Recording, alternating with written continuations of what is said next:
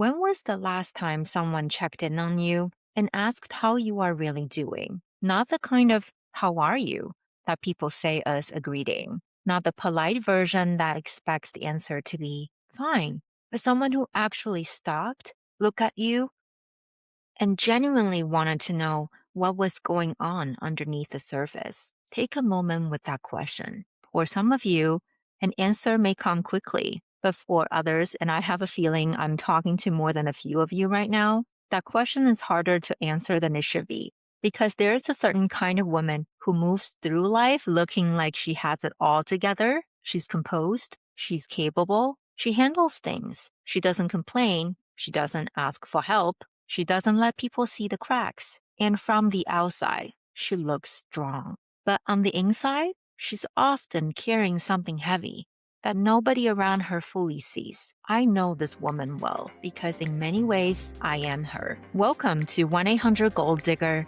a space for honest conversations where I share the ugly truth that lives underneath all the glamour and celebration of success and growth. Let's dive into today's episode. I want to take you back to when I was 12 years old. 12, still a child, still figuring out who I was, still in the middle of growing up, still needing guidance and support and the kind of softness that children deserve. But at 12, someone decided I was done being a child. I remember being told, "You are already 12, you are an adult now, you need to take care of your younger brothers." And that was it. No transition, no gradual handover, just an expectation that the season of being careful was over for me. Now it's my turn to do the caring. I heard versions of that sentence on repeat growing up. You are already 12. You are an adult now. As if age alone was enough to close the door on childhood and open the door to responsibility. And here's what happens when a child is told that repeatedly. She believes it. She internalizes it. She stops looking for softness because she learns that softness is not available to her in the same way it might be available to others. She learns to handle things. She learns to be capable. She learns that strength is not just a nice to have. It is required. I grew up in a family where emotions were rarely expressed and feelings were rarely talked about openly. There was no language for vulnerability in my household, no space for it. You didn't sit around and share what was hurting you. You managed it. You moved on. You kept going. And so I did. I kept going for decades. And I know I'm not the only woman whose strength wasn't a choice, but an adaptation. Fast forward to today, and I'm a woman in tech sales at a global company. I have a podcast. I have projects. I'm always building something, always moving, always working toward the next thing. And from the outside, I imagine it looks like I have it all figured out. Not long ago, someone reached out to me, an old contact from years ago, someone I hadn't spoken in a very long time. And their message says something like, "I don't know if you remember me, but I can see how far you have come since we last crossed paths." When I read that message, I felt two things at the same time. Gratitude, but also a quiet guardedness. Because over the years, I have noticed a pattern. People from my past tend to reach out because they want something. Someone wants a break into tech sales. Someone has a family member looking for a job or an internship. Someone wants advice or a connection or a door opened. And I don't say this with bitterness or resentment. I understand it. When people see someone who appears to be doing well, it makes sense that they would reach out for guidance. That's human. I'm more than willing to help. But when that becomes the main reason people reach out to you, I couldn't help but wonder, if I were not useful in this way, would they still reach out to me? Would they still want to know me? Questions like these can make you guarded. It can make you wonder how many people actually see you, not the career, not the LinkedIn profile, not the woman who seems to have it all together, but you. And that wondering over time becomes a kind of loneliness. My mother thinks I'm lucky. She has said it more than once. In a way that Chinese mothers say things that sound like compliments, but deep down, they carry the weight of a whole worldview underneath them. She believes I have good fate, that I was born to live a good life, that things come easily to me. And I love my mother. I say that clearly without any hesitation. But I disagree with her because what she sees as luck, I know as labor. What she sees as fate, I know as the accumulation of thousands of quiet decisions made behind closed doors when nobody was watching. Early mornings, late nights, the work I don't talk about, the sacrifices I don't announce, the tears I save for the shower so nobody has to see them. I don't share what I'm going through with my family. Not really, not deeply. Partly because that was never the culture I grew up in. Emotions were not talked about openly, struggles were managed privately. You didn't air what was heavy, you carried it and you kept moving. And so I became someone who carries things quietly and keeps moving. And people look at that and call it luck. But I know what it actually is. It is discipline. It is resilience. It is the kind of strength that was built not because I was naturally gifted with it, but because from the age of 12, I was given no other choice.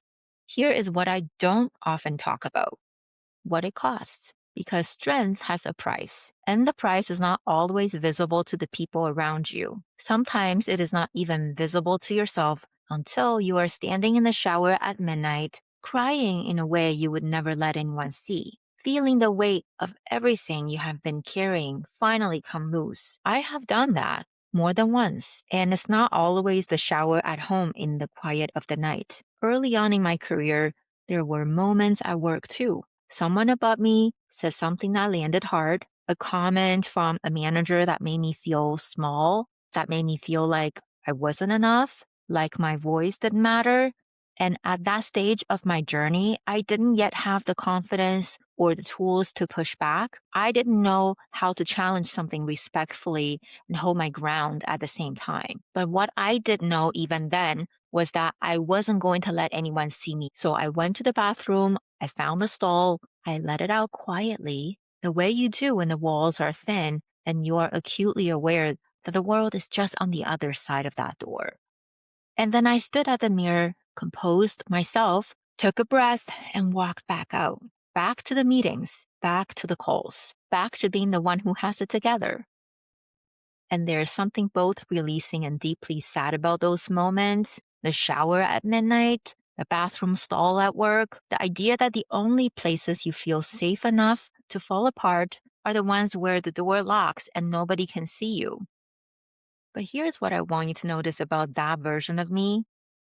Even at her most vulnerable, she was already growing. She was already building something. She was learning. She was staying. She was figuring out how to grow a voice strong enough that one day nobody would be able to make her feel that small again. Because that's what the strong one does. She keeps going. But here's the truth underneath that. Sometimes she's exhausted. Sometimes she's lonely. Sometimes she's carrying so much for so long, so quietly, that she forgets she's even doing it. It just becomes the baseline. The weight becomes so familiar she stops noticing it until one day something small tips the scale and she finds herself wondering why she feels so alone.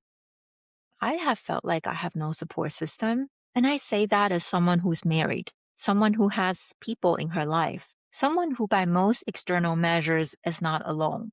But loneliness is not always about being physically alone. Sometimes loneliness is about being unseen, about being the person everyone leans on, but rarely the person anyone thinks to check in, about always being the one who holds it together, so much so that people stop wondering whether you need someone to hold it together for you too.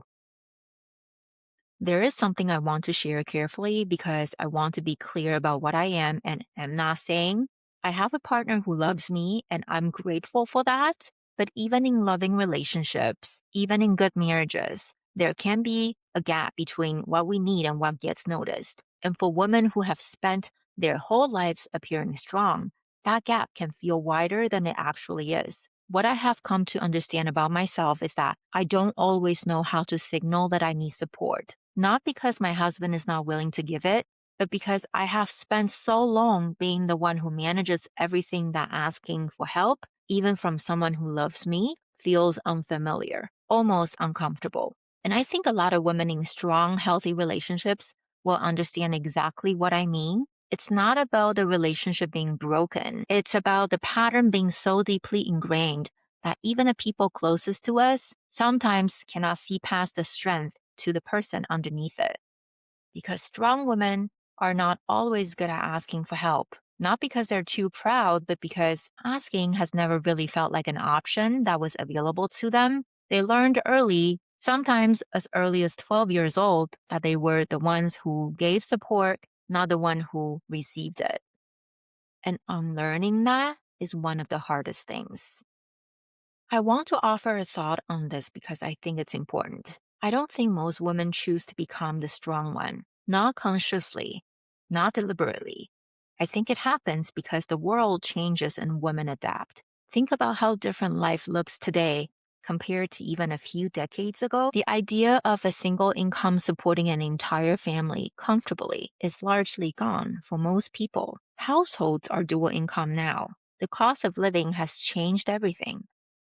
And women have risen to meet that reality, not always because they dreamed of caring more, but because caring more became necessary. And then on top of the economic reality, there are the cultural expectations, the family dynamics, the eldest daughter who is told at 12 that she's already an adult, the woman who grows up in a household where emotions are not spoken and strength is the only language available.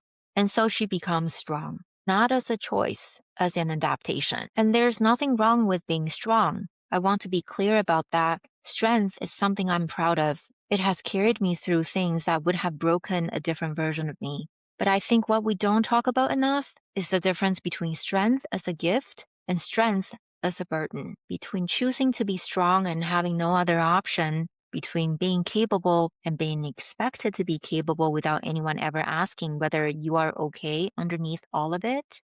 If you have been listening to this episode and recognizing yourself in what I'm sharing, I want to say something directly to you. You are not alone. I know it might feel that way. I know the role of the strong one can be one of the loneliest roles a woman can occupy, precisely because strength signals to everyone around you that you are fine, that you don't need anything, that you have it all handled. But I see you. I see the version of you that holds it together in public and lets it out in private. The version of you that manages everything quietly and tells no one how heavy it actually is. The version of you that has been strong for so long that you have almost forgotten what it feels like to be held. I see the firstborn daughter who was told too young that she was already an adult. I see the woman whose family doesn't ask how she's doing because they assume she's always fine. I see the wife who wishes her partner would just notice without her having to ask. I see the driven woman who's building something beautiful on the outside while quietly wondering if anyone truly sees what it costs her on the inside. I see you. And I want you to know that your strength doesn't make your struggles invisible to me. You are allowed to be tired. You are allowed to want support without having to justify the need for it. You are allowed to be the strong one and still have moments where you need someone else to be strong for you. And you are allowed to say that out loud. One of the reasons I started this podcast, one of the deepest reasons, is because I believe that women like us need each other. I think there are so many women out there who are strong on the outside and lonely on the inside, who are building impressive lives while quietly wishing someone would just check on them, who have never had a space where that truth was allowed to exist without being immediately covered up with advice or positivity or the suggestion to just ask for help.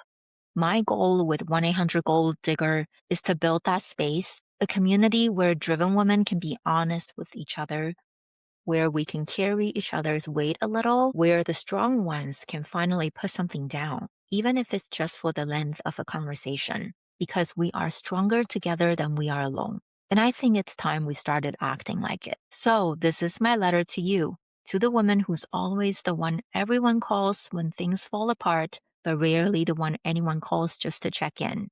To the woman who has handed responsibility before she was ready and learned to carry it anyway. To the woman who cries somewhere private so nobody has to see it and then shows up the next day looking like nothing happened. To the woman whose strength is so visible that her struggles have become invisible. To the woman who's tired but keeps going because stopping has never felt like an option. I see you. And I want you to know something. The fact that you are strong doesn't mean you have to carry everything alone. The fact that you hold it together doesn't mean you are not allowed to fall apart sometimes. And the fact that nobody has thought to ask how you're doing doesn't mean you don't deserve to be asked. You do. You always have.